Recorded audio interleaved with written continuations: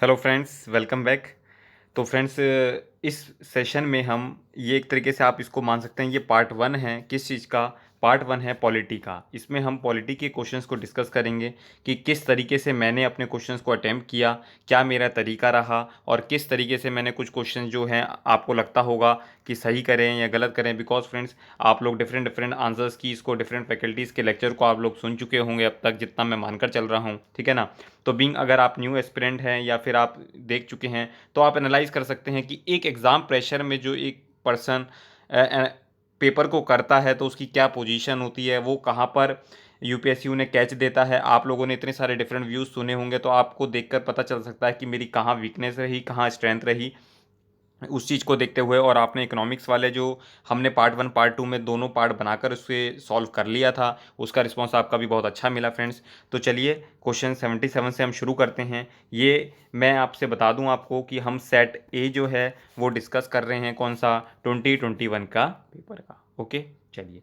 तो first question है, we adopted parliamentary democracy based on the British model, but how does our model differ from that model? कि भाई जो British है और हमारा इंडियन मॉडल है, उन दोनों में क्या फ़र्क है? As per legislation the British parliament is supreme और sovereign, but in India the power is legislation is limited. बिल्कुल ठीक बात है।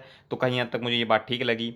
इन India matters related to constitutionally of the amendment of an act of the parliament are referred to the constitution bench by the supreme court। तो friends, ये भी मुझे कहीं हद तक बात ठीक लगी थी। तो मैंने किस ऑप्शन के साथ गया था? Both one and two. तो इस आंसर की, ये जो स्टूडेंट की होगी किसी, उसका भी आंसर क्या था? बोथ वन एंड टू ही था। उसने भी यही ऑप्शन किया, मैंने भी बोथ वन एंड टू ही किया, ठीक है ना। अब होप सो क्या करेक्ट है ये तो आप लोग जानते होंगे, बट क्योंकि मैंने किसी भी तरीके की आंसर सॉल्यूशन सीरीज नहीं देखी है, मेरा जो आंसर मैंने अपने पर्सपेक्टिव से सोचा, मैं आपको सामने वो प्रेजेंट कर रहा हूँ, ठीक है। अच्छा, एक चीज़ और मैं आपको बताना भूल गया कि जो पॉलिटी है इसमें आई थिंक अप्रोक्स 18 क्वेश्चन हमारे पास आए थे। तो हम ईच एंड एवरी क्वेश्चन पे टाइम डिवोट करेंगे, क्वेश्चन करेंगे, ठीक है ना। होप सो आप थोड़ा सा मतलब टाइम को देखते रहिएगा कि भाई ज़्यादा मैं खुद ही अपनी वीडियोस को मैक्सिमम 20 मिनट्स तक रखता हूँ, जिससे कि आपको ज़्यादा टाइम डिवोट ना करना पड़े। With reference to the union government consider the following, ठीक है। कहता है N Gopalaswami Ayyangar committee suggested that a minister and, देखिए मिनिस्टर को भी और एंड सेक्रेटरी को भी be designated solely for pursuing the subject of administrative reform and promoting it. तो फ्रेंड्स, मुझे कहीं हद तक ये स्टेटमेंट ठीक नहीं लगी थी। अगर आप जानते हैं कि मुझे स्टेटमेंट ठीक नहीं लगी, तो मैंने वन एंड इसको तो काट दिया। अब या तो ऑप्शन टू भी गलत होगा, और टू भी गलत होगा तो नाइदर और वन एंड टू हो जाएगा, नहीं तो सेकंड स्टेटमेंट करेक्ट होगी तो बी ओनली हो जाएगा। इन 1970 the department of personnel was constituted on the recommendation of the administrative reforms commission 1966 and this was placed under the prime minister charge. तो friends, इसको मैंने बेसिकली इसलिए करा था कि भाई जो आईएएस ऑफिसर्स को रिकॉल करने के भी आई थिंक आपने देखा होगा कि भाई वेस्ट बंगाल के जो सेक्रेटरी थे उनको बुला लिया गया था, पर वो नहीं गए थे, उन्होंने रेजिग्नेशन दे दिया। तो मुझे लगता है उसी चीज़ से रिलेटेड ये यूपीएससी ने क्वेश्चन फ्रेम किया है। तो कहीं ना कहीं हद तक मुझे लगता है कि भाई जो आईएएस है वो एक तरीके से प्राइम पीएमओ के पास, प्राइम मिनिस्टर के पास पावर होती है आईएएस को रिकॉल करने के लिए, और जो आईपीएस होते हैं उसको उसकी पावर होती है होम मिनिस्टर के पास। तो कहीं ना कहीं हद तक ये बात मुझे ठीक लगी थी। और अगर ये ठीक लगी तो मैंने ऑप्शन किसको चूज़ किया होगा? ऑप्शन बी को चूज़ किया, जो कि था टू, ठीक है। होप सो आप लोगों को समझ में आया होगा। फ्रेंड्स, ये तो बहुत सिंपल क्वेश्चन था कि राइट टू प्राइवेसी किसके अंडर आता है, तो राइट टू आर्टिकल 21 के अंदर आता है। इसमें मुझे आपको ज़्यादा कुछ बात बताने की ज़रूरत नहीं है। क्वेश्चन नंबर 80 फ्रेंड्स, ये थोड़ा सा अगर मैं आपसे बोलूँ तो ये टिपिकल क्वेश्चन था, ठीक है ना। तो इसको एक बार हम पढ़ लेते हैं कि क्या बोल रहा है। कंसिडर द फॉलोइंग स्टेटमेंट्स, ये मुझे थोड़ा सा टिपिकल लगा था कि in India there is no law, कि भाई इंडिया में कोई भी कानून ऐसा नहीं है जो कि रेस्ट्रिक्ट करे कैंडिडेट को from contesting Lok Sabha election from 3 constituencies, ठीक है ना। तो फ्रेंड्स, मुझे ऐसा लगता है कि इस तरीके की बातें होना बिल्कुल मतलब शायद ऐसा कोई लॉ ना हो, क्योंकि जितना मुझे अपने रिकॉल था कि शायद 2 कॉन्स्टिट्यूंसी से तो मतलब एक पर्सन इलेक्ट कर सकता है, पर 3 का कानून नहीं है। बट इसको ये मुझे स्टेटमेंट ठीक नहीं लगी, और अगर मुझे स्टेटमेंट ठीक नहीं लगी तो मैंने 1 काट दिया, बचा 2 एंड 3 एंड 2 ओनली। उसके बाद अगर कहें बात, तो मैंने स्टेटमेंट 2 पढ़ा तो स्टेटमेंट मुझे 2 ठीक लगा था कि भाई देवीलाल ने कॉन्टेस्ट करी होगी 3। आई थिंक ये देवीलाल जी हरियाणा के चीफ मिनिस्टर रहे हैं, जितना मैं रिकॉल कर पा रहा हूँ, और शायद ये जो ओम प्रकाश चौटाला वगैरह हैं ये उनके फादर रहे हैं। बाकी आप लोग इस कमेंट कर सकते हैं अगर आप लोगों को इनके बारे में ज़्यादा जानकारी है तो।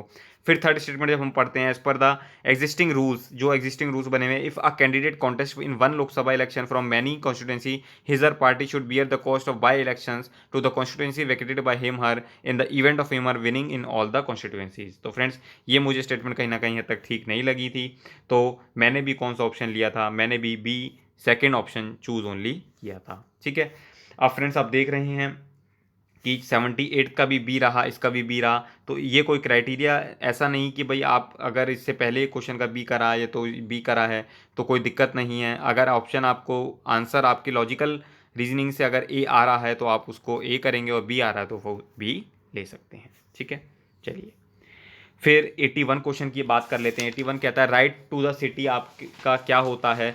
तो फ्रेंड्स अगर हम राइट टू सिटी की बात करें तो ये क्वेश्चन फ्रेंड्स आई थिंक मैंने पढ़ा था, बट मैंने इसको जब मुझे थोड़ा सा कन्फ्यूज़न हो गया था, मुझे इतना पता चल गया था कि एक स्टेटमेंट गलत है शायद। आई थिंक अगर मैं इसको अटैम्प्ट भी करता तो मैं सेकंड स्टेटमेंट मैंने गलत कर दिया था, और अगर सेकंड स्टेटमेंट गलत कर दिया था तो मैं इसको तो काट देता, बचता मेरा 1 ओनली एंड 3 ओनली। बट फिर भी मैं कोई कंक्लूजन पे नहीं अराइव कर पाया, इसलिए मैंने इस क्वेश्चन को टाइम की भी कमी की वजह से थोड़ा सा, क्योंकि ज़्यादा हम टाइम डिवोट नहीं कर सकते थे सोचने का, इसलिए मैंने इस क्वेश्चन को अटैम्प्ट नहीं किया। ठीक है, होप सो अगर करते तो शायद इसका आंसर फर्स्ट भी ठीक हो सकता था, और सेकंड भाई कुछ नहीं कह सकते थे फ्रेंड्स। तो अब आप लोग जानते होंगे इसका आंसर क्या होना चाहिए था। हालांकि वैसे अगर मैं कहूँ तो कैन नॉट डिनाई इस तरीके की बातें ये एक्सट्रीम ही हो जाती, और अगर ये भी कट जाती तो हमारा आंसर 1 हो सकता था। ठीक है, चलिए फ्रेंड्स 82 क्वेश्चन है फ्रेंड्स, ये जुडिशियल कस्टडी के बारे में बात कर रहा है। तो जुडिशियल कस्टडी क्या आता है, means an accused in the custody of the concern magistrate and such accuse is locked up in police station and not in jail. ठीक है ना, जुडिशियल कस्टडी में तो फ्रेंड्स जेल में होता है और पुलिस स्टेशन में नहीं होता। तो इसका क्या मतलब हुआ, ये आंसर मेरे हिसाब से गलत हो जाना चाहिए था, और अगर 1 गलत हो जाएगा तो 1 गलत मैंने कर दिया। तो उसके बाद फिर मैंने सेकंड पढ़ा, कहता है judicial custody the police officer in charge case is not allowed to interrogate without the approval of court. तो ये मुझे बात ठीक लगी। तो अगर ये बात मुझे ठीक लगी तो मैं ऑप्शन किसके साथ गया, मैं ऑप्शन 2 के साथ गया। ठीक है ना, ओके चलिए, क्योंकि यहाँ पर थोड़ा सा उन्होंने कंफ्यूज करना चाहा, आप लोग देख सकते हैं is locked up in police station, तो फिर पुलिस कस्टडी क्या होती है, अगर पुलिस कस्टडी होती है तो वो पुलिस स्टेशन में रहता, नॉट इन जेल। भाई तो जुडिशियल कस्टडी में तो वो जेल में रहेगा, तो ये मतलब किस तरीके से आपको ये कहना चाह रहे हैं, तो ये स्टेटमेंट मुझे ठीक नहीं लगी थी। ठीक है ना, चलिए अब नेक्स्ट क्वेश्चन हम डिस्कस कर लेते हैं। 83 क्या बोलता है, with reference to India consider the following statements. हमको ये सारी स्टेटमेंट्स पढ़नी है। कहता है when a prisoner makes out a sufficient cause, कि भाई आपको आपने जब लॉ पढ़ा होगा तो पढ़ा होगा आपने कहीं जगह देखा होगा कि भाई यहाँ लिखा होता है सफिशिएंट कॉज। ठीक है ना, तो भाई सफिशिएंट कॉज अगर वो प्रोड्यूस कर देता है तो उसको भाई उसका भी कुछ राइट होता है। और जितना मेरे ध्यान में था कि भाई कुछ सफिशिएंट कॉज, अगर फिर इसको मैंने हिंदी में भी पढ़ा था फ्रेंड्स, कि भाई कुछ हद तक मुझे लगता है ये बात ठीक हो सकती है। Parole can not be denied to such prisoner, कि भाई अगर आपने सफिशिएंट कॉज रख दिया तो उसको मत डिनाई करिए, क्योंकि वो भी उसका एक अधिकार ही है। तो मैंने इसको ऑप्शन को ठीक कर दिया था, और अगर इसको ठीक कर दिया, state government have their own rules, और इसको भी मैंने ठीक कर दिया था, तो क्या हो सकता है, मेरा आंसर बोथ 1 एंड 2 हो गया। ठीक है, ये थोड़ा सा टेक्निकल हो सकता है क्वेश्चन मेरे को जितना लगा। अब जब आप लोग आंसर्स देख चुके होंगे, आप लोग फील कर रहे होंगे कि सर शायद ये आपका गलत हो गया या ये आपका सही हो गया। अब ये आप लोगों के ऊपर डिपेंड करता है कि आप लोगों ने उसमें क्या सुना है, किसके आंसर सुना है। हो सकता है डिफरेंट फैकल्टीज़ या डिफरेंट पर्सनस का इसमें आंसर वेरी करता हो, बट मुझे अभी आंसर नहीं पता है फ्रैंक फ्रेंड्स। ठीक है ना, क्योंकि देखिए अगर मान लीजिए मैं भी आपकी लोगों की तरह वीडियो सुन लूँगा तो उसके बाद शायद मुझे वीडियो बनाना मुश्किल हो जाएगा कि भाई मैंने तो ये क्वेश्चन गलत कर दिया या सही कर दिया, जैसा भी है। ठीक है, तो मैं अपना उस ऑनेस्टी के साथ, उस इंटीग्रिटी के साथ क्वेश्चन नहीं बना पाऊंगा। तो और कहीं ना कहीं फिर मैं आपको जस्टिस नहीं कर सकता वीडियो के साथ, तो मैं ऐसा काम नहीं करूंगा। अगर मुझे भी कुछ देखना होगा तो मैं वो बाद में देख कर चल सकता हूँ। ठीक है जी, चलिए नेक्स्ट क्वेश्चन है फ्रेंड्स कि at the national level which ministry is nodal agency, nodal मतलब होता है फ्रेंड्स जो टॉप मोस्ट एजेंसी होती है, to ensure effective implementation of scheduled tribe and other traditional forest developers recognition of forest right act 2006। तो friends देखिए, आपको पूरी तरीके से गुमराह करने की कोशिश की गई, आपको फॉरेस्ट के बारे में जानकारी इस तरीके से दी गई, तो जितना मेरा मानना था फ्रेंड्स, बट जब यहाँ पर ट्राइब्स की बात हो गई फ्रेंड्स, तो जब ट्राइब्स की बात हो गई तो इसका आंसर होना चाहिए था मेरी समझ से मिनिस्ट्री ऑफ ट्राइबल अफेयर्स, क्योंकि ये बहुत संगीन मुद्दा हो जाता है फ्रेंड ट्राइबल अफेयर्स के लिए, क्योंकि वो फॉरेस्ट के रिसोर्सेज पर ही डिपेंड रखते हैं, वो अपने कल्चर को, अपने हेरिटेज को प्रोटेक्ट करना चाहते हैं, वो पेड़ों से बहुत सारी चीज़ें बनाना जानते हैं, तो वो कहीं ना कहीं ये टॉप मोस्ट एजेंसी यही होनी चाहिए और ये एनवायरनमेंट नहीं होनी चाहिए थी। बट आई थिंक ये जो स्टूडेंट है उन्होंने ए किया है, तो जितना मेरा मानना है ये उनका गलत हुआ होगा। ठीक है फ्रेंड्स, चलिए नेक्स्ट क्वेश्चन है, a legislation which confirms on the executive or administrative authority an unguided and uncontrolled discretionary power in the matter of application of law violates which one of the following। देखिए friends, अब ये बोलता है कि अगर किसी को आपने अनगाइडेड या अनकंट्रोल्ड डिस्क्रिशनरी पावर दे दी और वो अनियंत्रित होकर अपने कानून को पालन करवा रहा है, तो ये किस चीज़ का उल्लंघन हो गया। तो देखिए फ्रेंड्स, अगर वायलेट की बात कर रहा है तो सबसे पहले कि अगर हम सोचें तो वायलेट हो गया, तो वायलेट हुआ आपका क्या अधिकार, तो मतलब 44 में आपका राइट तो है नहीं, फंडामेंटल राइट, तो फ्रेंड्स 44 तो हो नहीं सकता। ये जो मेरा कैरी आउट करने का मतलब था कि भाई अब जो है मुझे इन तीनों ऑप्शन में से चूज करने हैं, और कहीं ना कहीं अगर हम बात करें फ्रेंड्स तो डिस्क्रिशनरी पावर आपने किसको दे दी, डिस्क्रिशनरी पावर आपने किसको दे दी, डिस्क्रिशनरी पावर आपने दे दी एडमिनिस्ट्रेटिव अथॉरिटी को। इसका मतलब क्या हुआ, आपने कुछ लोगों के साथ अन्याय किया और कुछ लोगों को आपने प्रिविलेज दे दी, बेनिफिट्स दे दिए, तो इसका मतलब क्या हुआ, मेरे हिसाब से आपने इनइक्वलिटी कर दी, इक्वलिटी का उल्लंघन हुआ। तो मैंने आर्टिकल 14 के साथ मैंने जाना चाहा, ठीक है, इसलिए मैं ए के साथ गया। और अगर इन्होंने सी किया है तो होप्स हो ये करेक्ट भी हो सकते हैं, रॉन्ग भी हो सकते हैं, बट फ्रेंड्स मैंने आपको अपना व्यू एक्सप्रेस कर दिया है कि भाई मैं ए के साथ गया था, आर्टिकल 14। ठीक है, तो चलिए फ्रेंड्स, इसी के साथ हमने ये अपने आई थिंक ऑलमोस्ट 9 क्वेश्चन हमने डिस्कस कर लिए हैं। ठीक है, तो आप ये देख सकते हैं फ्रेंड्स कि किस तरीके से पेपर को कैरी आउट किया गया।